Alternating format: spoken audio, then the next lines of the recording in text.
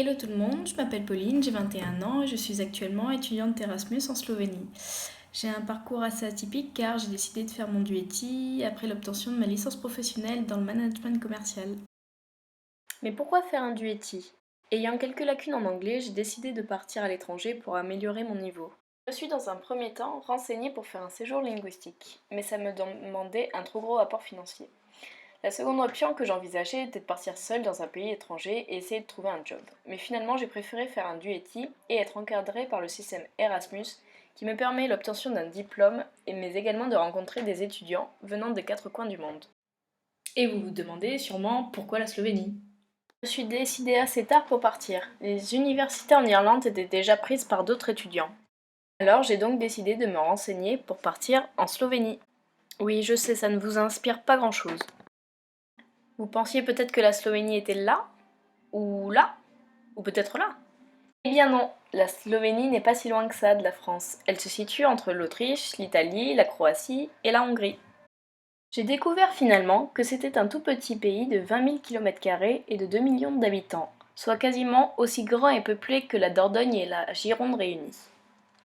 J'ai donc décidé de partir en Slovénie, car c'est un pays avec des paysages magnifiques, dont le coût de la vie est très faible, et qui me permet de voyager très facilement grâce à sa localisation. Le programme d'échange Erasmus se situe à Maribor, la deuxième plus grande ville de la Slovénie après Ljubljana, la capitale. De Maribor, vous ne serez qu'à 1h30 de Zagreb en Croatie, 45 minutes de Graz en Autriche ou même 2h30 de Venise. Lorsque l'on s'engage à partir en Erasmus, il faut être conscient de toutes les démarches administratives que cela engendre. Auprès d'universités d'accueil, l'IUT, Akimob. Avant toute chose, il faut passer le TOEIC. Pour ça, rien de tel que des entraînements réguliers pour réussir votre score. Le pays est complètement dépaysant, que ce soit au niveau des paysages, du mode de vie ou même de l'université. Toutes les facultés sont très modernes, elles sont refaites à neuf avec de vrais amphithéâtres. Le premier semestre débute début octobre et le deuxième à la mi-février.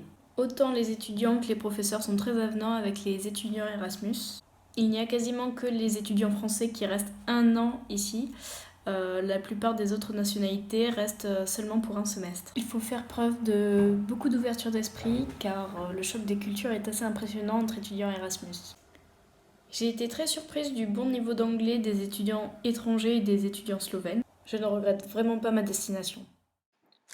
Ma vie a radicalement changé par rapport à celle que j'avais en France. Mon premier semestre comporte seulement 37 heures et 30 minutes de cours, sans compter les heures d'examen. Comme en France, la plupart de nos enseignants nous font travailler en groupe.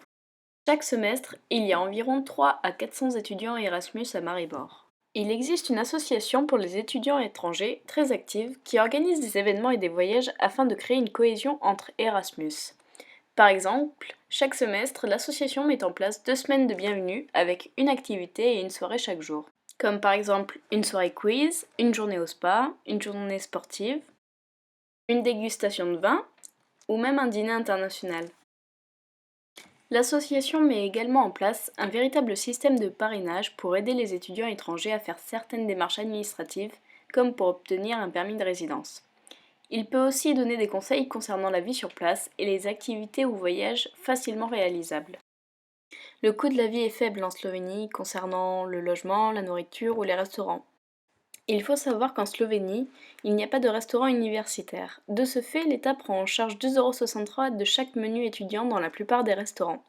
Tu peux donc manger entre 0 et 4 € de ta poche. Pour info, à Maribor, un cocktail vous coûtera 3,50 €, un kilo de pommes de terre 60 centimes, un paquet de cigarettes 3,40 € ou même de la viande rouge à 7 € le kilo. Dans la ville de Maribor, tu peux tout faire à pied. Il y a une gare et un réseau de bus à des prix très attractifs. Il est donc très facile de voyager dans le pays ou dans les pays voisins via les transports en commun.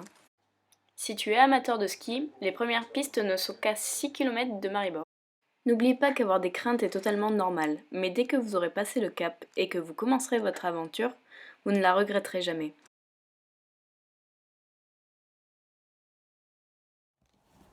J'espère que cette vidéo vous aura donné l'envie de tenter l'expérience en Slovénie. Si vous avez d'autres questions concernant la vie là-bas, n'hésitez pas à m'envoyer un mail. Merci!